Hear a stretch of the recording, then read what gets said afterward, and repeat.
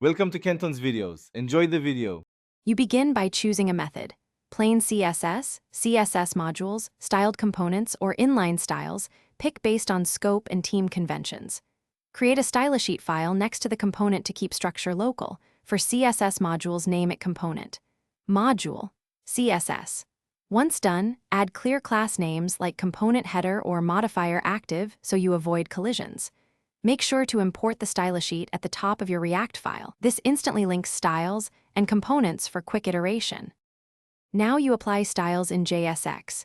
You import /component, CSS, or for modules, import styles from /component, module, CSS so you can reference styles. Class name, use class name equals. On elements and combine classes with template strings or libraries like class names for conditional states. For styled components, define const button equals styled button and use button. Once done, test interactive states like hover and active to confirm specificity and cascade order.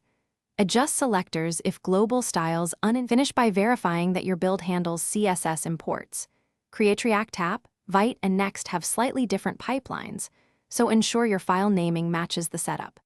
Use browser dev tools to inspect computed styles, find which rule wins, and trace specificity conflicts. If styling fails, make sure class names match, clear caches, and try increasing specificity or switching to CSS modules or BEM naming to avoid collisions. One tip: if styles still don't apply, check for CSS and JS overrides or missing import statements first. Thanks for watching. Consider subscribing if we helped you.